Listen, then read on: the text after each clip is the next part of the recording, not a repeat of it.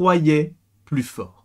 Épisode 8 de la saison 2 d'Invincible, on va en parler maintenant avec des spoilers, et sachez qu'il y en a des spoilers, et de toute manière, aujourd'hui, il va y avoir quand même pas mal de vidéos en lien avec Invincible, que vous aimez ou pas, ou que vous aimiez ou pas la série, puisque c'est du subjonctif, ça ne m'intéresse pas, il y aura des vidéos sur le sujet. Et je pense que cela va plaire supposément à Anto, qui est censé regarder, je pense, cette critique, lui qui n'a pas encore vu l'épisode, donc ne venez pas le spoiler, sachant que ce soir, avec Anto sur Twitch, on se retrouve, comme quasiment chaque jeudi, pour du Ben 10, mais ce n'est pas le sujet. On va donc parler de cet épisode avec spoiler, donc à tes risques et périls, pauvre fou. C'est bon ?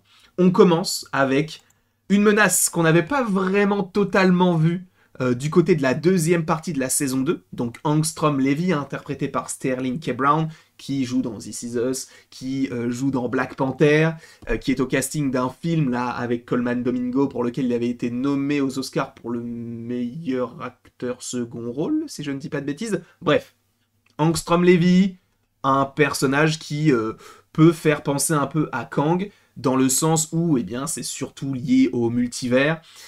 Lui qui va voir Mark tel une... comment peut-on dire ça ? Une menace, du coup, multiverselle, parce que peu importe les univers dans lesquels il est, où il a été, eh bien, il a été une menace, que ce soit dans des camps, que ce soit avec tel ou tel costume, à chaque fois, ça a été le cas. Et en fait, la manière dont c'est mis en place, où c'est montré, on a véritablement l'impression que, en fait, Mark, le Mark que nous avons dans notre univers d'Invincible, c'est le seul qui est gentil. Parce qu'à chaque fois, il a été, entre guillemets, endoctriné par son père et la culture Viltrumite, et de faire en sorte que la Terre soit une colonie donc de cette planète-là. Donc là, on part sur toute autre chose, et son développement à ce personnage-là va énormément servir pour la suite, donc supposément dans la saison 3, la saison 4, etc. Puisque je vous rappelle quand même que Robert Kirkman, donc le créateur de la série, a dit que normalement, si le succès était au rendez-vous, il devrait au moins faire 7 saisons, ce qui en soi, aujourd'hui on se dit mais c'est énorme cette saison, il pourrait le faire. On se dit ça, mais Grey's Anatomy a été renouvelé pour une saison 21. Ça n'a aucun sens. Qu'est-ce qui se passe dans cet hôpital ? On n'en sait rien. Quoi qu'il en soit, Angstrom Levy, très très bon personnage qui va balader Mark dans divers univers, et là, je vous avais fait un petit short, une petite vidéo, là, cette nuit. J'avais peu de temps parce que, en gros, My Time to Shine, qui est un scooper, une scoopeuse américaine, avait dévoilé le fait que Spider-Man serait bel et bien dans cet épisode-là, en tant qu'agent Spider, et qu'il y aurait même Batman. On a ce personnage-là, et on a Batman. Alors, évidemment, c'est léger, mais en gros, pour ceux qui ne le sauraient pas, lors de l'annonce plutôt, de la saison 2 de Invincible, on avait les noms de la plupart des acteurs et actrices qui devraient interpréter des personnages. Et il y avait écrit Josh Keaton. Et Josh Keaton, il est connu pour Spectacular Spider-Man en partie, en gros. Et moi, ce qui m'a fait tilt, c'est le côté de... Mais attends, Josh Keaton, du coup, c'est Spectacular Spider-Man. Est-ce que Spider-Man pourrait être dans Invincible ? J'avais même posé la question à Anto. On avait fait une vidéo qui date d'octobre 2023, si je ne dis pas de bêtises. Je me souviens que je l'avais sorti au moment où on avait fait avec Alcor et Matteo une sorte d'escape game Secret Invasion. Je m'en souviens très très bien de ce moment-là. Parce que je sais qu'on en avait parlé avec Alcor, et Alcor, il adore Invincible. Et du coup, My Time to Shine avait raison. Moi, je me méfiais beaucoup de My Time to Shine ces derniers temps. Force est de constater que cette personne commence à remonter dans mon estime. Donc on va voir. Je ne vais pas à chaque fois partager ce que cette personne dit. Je vais quand même attendre un petit peu. Et si cette personne partage des choses qui sont vraiment, vraiment de plus en plus fiables, là, on en parlera un peu plus. Mais en tout cas, oui, sachez que ce qui est la petite spécificité que j'aime beaucoup, c'est que, en fait, il n'y a pas vraiment de lien avec Spider-Man. Quoique, en fait, il ne s'appelle déjà pas Spider-Man, peut-être parce qu'ils n'ont pas les droits. C'est comme pour Batman, ils lui disent « Ah, mais du coup, attends, t'es mi-homme, mi-chauve-souris, et c'est pour ça que tu t'appelles... » Et après, il se fait récupérer dans un autre univers. Mais en tout cas, par rapport à Spider-Man, il s'appelle donc Agent Spider.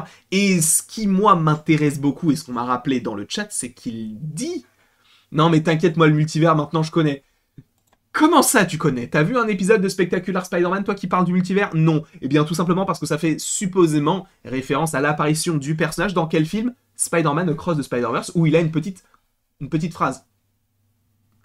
Quand il parle à Miles Morales, c'est bien Josh Keaton, c'est bien Spectacular Spider-Man, et on peut supposer donc que Invincible fasse une petite référence à ça. On va évidemment en parler dans une autre... Un petit short, ça fera plaisir, un petit short.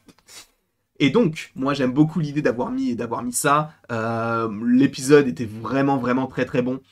Que ce soit par rapport au combat, que ce soit même par rapport aux petits easter eggs, aux petits caméos, aux petites surprises, ça fonctionne extrêmement bien. Que ce soit par rapport à Spider-Man, ou que ce soit par rapport à Batman, même si pour Batman, bon, l'esthétique derrière peut faire référence du coup à de la 3D, donc notamment une esthétique peut-être un petit peu plus simple pour comment on appelle ça, les séries d'animation de l'époque. Bref, en tout cas, oui, on a du Spider-Man, oui, on a du Batman, oui, My Time to Shine avait raison. De plus, moi ce qui va m'intéresser d'autant plus par rapport à ce personnage d'Angstrom Levy, c'est de savoir pourquoi est-ce qu'il fait ça. Parce que justement, comme je viens de vous le dire, là en fait on a les deux extrêmes qui viennent de s'affronter, le Angstrom Levy méchant et le Mark Grayson gentil, parce que dans la plupart des univers, Mark Grayson lui est méchant et Angstrom Levy lui est gentil et ne cherche qu'à survivre. Et lui qui va avoir en tête enfin en tout cas pas toutes les vies, mais beaucoup de vies d'Angstrom Levy différents qui ont eux-mêmes été mise à mal par Mark Grayson, évidemment, il va avouer une sorte de haine envers ce personnage-là dans son univers à lui. Donc ça, déjà, c'est intéressant, parce que la question qu'on peut se poser, c'est qui est le véritable méchant dans l'histoire? Est-ce que c'est Angstrom Levy qui essaye de tuer Invincible parce que à chaque fois, c'est lui qui cause énormément de problèmes, des pertes, etc. par rapport à son histoire de Viltrumite? Ou est-ce que le méchant de l'histoire, enfin, est-ce que le gentil de l'histoire, ce ne serait pas Mark? Ou justement de se dire que, en fait, Mark, là, en tuant, parce qu'il va le tuer, hein, bien sûr, en tuant Angstrom Levy de cette manière-là, ne se contrôle plus, et est-ce que, en fait, il ne serait pas à un cheveu de vriller et de basculer du côté, entre guillemets, obscur, si j'ose dire. On verra comment tout cela évolue par la suite. Moi, voilà, Debbie... alors, j'ai pas voulu montrer le passage où elle se fait casser le bras, parce qu'il est très sanglant, et je ne sais pas si, même si ce ne sont que des couleurs, je ne sais pas si YouTube accepterait, donc là déjà c'est un peu limite, mais en tout cas j'aime beaucoup ce personnage-là, qui va en fait jouer avec ses armes, c'est-à-dire que elle est là, elle est surtout la protectrice, le bouclier de ses enfants, elle ferait tout pour Mark, elle ferait tout maintenant pour Oliver, et alors que ce n'est même pas son enfant, donc ça pour le coup je trouve ça hyper impactant, hyper intéressant par rapport au personnage. Elle se fait casser un bras, elle se fait jeter sur tous les meubles de sa maison, elle se prend des coups de poing, des coups de pied, enfin bref, ça va très loin cette histoire. Et moi j'adore ce personnage de Debbie, je l'avais adoré dans la première partie, et je l'adore tout autant dans la deuxième. Elle a ce côté aussi, t'as l'impression qu'en fait, Mark ne s'arrête jamais de se battre, mais Debbie non plus. Parce que Debbie, elle apprend que son mari, au final il est méchant, il a voulu frapper son fils, il est parti sur une autre planète. Ensuite elle apprend que ce mec-là, il a eu un enfant, et qu'il a été emmené dans l'espace. Elle doit apprendre à vivre avec l'enfant alors qu'elle est en dépression, qu'elle se fait juger parce que du coup elle était la femme de Omni-Man. Bref, on parle souvent de Mark comme étant, et je le dis moi-même, comme étant quelqu'un qui va enchaîner les combats, mais elle... c'est la même chose, ce ne sont pas les mêmes types de combats, mais ce sont des combats tout de même. Et c'est pour ça que le personnage de Debbie, pour moi, est extrêmement important, déjà par rapport à l'histoire de Mark, mais surtout par rapport à l'histoire d'Invincible dans sa globalité. Ensuite, du coup, quand Mark va être plongé dans un autre univers, en gros, les gardiens vont trouver Mark, et on va avoir un dialogue assez intéressant entre lui et Eve. J'ai toujours dit que Eve, ça allait être l'amour de sa vie, ça se voit. Amber, c'était supposément que quelqu'un qu'on allait voir de manière un peu passagère. D'ailleurs, il y a pas longtemps, c'était hier ou avant-hier, je crois que c'était hier. Non, je crois que c'était avant-hier. On s'est appelé avec Eddie Ogba, donc qui aujourd'hui travaille chez Pixar, qui est devenu un ami, bien évidemment. Et lui, qui a lu les comics, il m'avait dit, non mais en fait, Amber, tu la vois quasiment jamais. Enfin, et là, dans la série, ils ont un peu allongé son arc, à tel point que normalement, en fait, Amber, c'est censé être son amour du lycée, sans aller trop loin non plus. Donc là, visiblement, on ne verra plus Amber, et on va se concentrer sur Atom Eve. Et le fait qu'elle lui dise, non mais dis-lui que tu l'aimes ou que tu ne l'aimes pas, mais ne lui dis pas, enfin, dis-lui quelque chose. Parce que si tu ne lui dis rien, elle va être dans l'expectative et elle va attendre pour rien comme moi je l'ai fait pendant 20 ans.